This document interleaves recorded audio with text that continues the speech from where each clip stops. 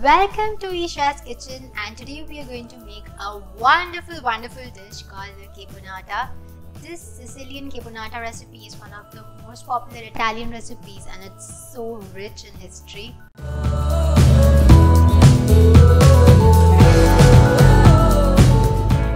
The major problem is eggplant is a common vegetable, but people really don't know what to do with it. Ever heard about a hot salad or an appetizer with eggplant as the base in it? No, na? So let's get the ball rolling and let's see how. While selecting an eggplant, the one thing to keep in mind is it should feel nice and light. You don't want it to be heavy, otherwise it will have a lot of seeds in it which are bitter. You want it to be like nice, light, silky and dark. Okay, I have done some pre-work here and I have prepped my eggplant ahead of time. The eggplant has been cut into cube-sized pieces. I have then added some coarse salt and allowed it to rest so that all the excess water and bitterness is drained off. Post that, I washed it to get rid of the excess salt and all, and then I patted it dry on a dry paper towel. I'm now going to lightly season it with some cornstarch here so that it can absorb any moisture, if any.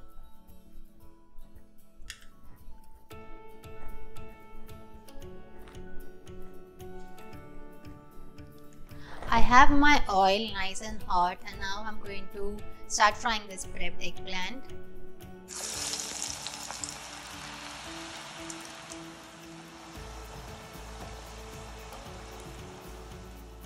It should be nice and brown on all sides. Our eggplant is now ready and I'm now going to remove it on a paper towel.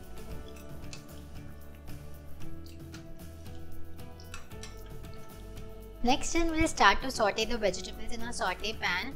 Here I have some olive oil. Once you see it starting to smoke, at that point you'll put in your carrot and celery because they take longer to cook. Now let's season it with some salt and let that simmer away. And while that's happening, let's make our sauce for the caponata. Let's start with sugar, red wine vinegar and some water, and you just let that boil to half the volume for approximately 10 to 12 minutes. You can use white wine vinegar too. It really brings to the vegetables a sweetness and acidity. What we are creating in Italian is called agrodolce, a sweet and sour flavor at the same time. The origin of caponata was born to salvage vegetables which were about to go bad, like 100 years ago, 200 years ago, when refrigeration was not at the top list of priorities. What did they do with the vegetables that were going bad? They salvaged them by cooking them with vinegar and sugar, which acted as preservatives. Caponata is a mix of vegetables you make and it stays in the fridge for approximately good 4 to 5 days. Like these days we have refrigeration, so we put them in the fridge, and trust me, it gets better with time. Now I can see my carrots and celery, they have wilted nicely and have some nice color. To this I'm going to add my garlic and finely minced red Thai chilies.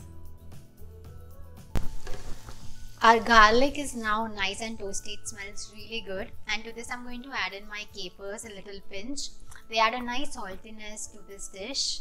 You can also add green olives. They traditionally use green olives in this recipe.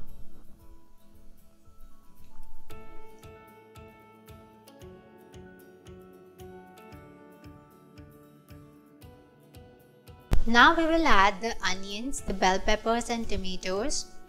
Try not to add too much of the juice of tomatoes because it will get all wet and you want it to be nice and tight. So I have de-seeded the tomatoes and now let it simmer until everything wilts.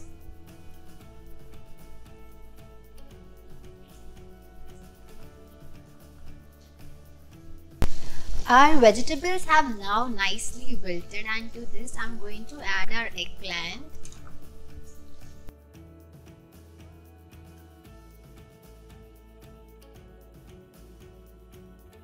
Eggplant has been fried, so it doesn't need to cook. We just need to toss it a little bit.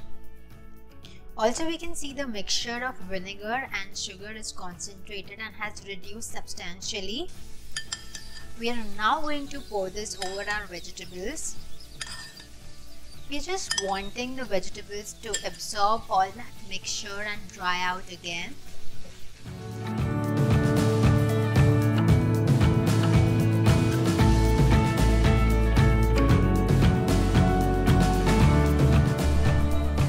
So that's caponata for you. This is going to be a hot caponata, but trust me, as the days go by, the flavor will intensify and this will taste even better tomorrow.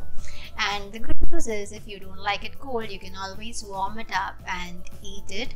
As they say, caponata is just like wine. It gets better with time. The more it rests, the better it gets. It looks really good on a good piece of toast, or you can top it up with any sandwich, or you can also eat it with a pasta.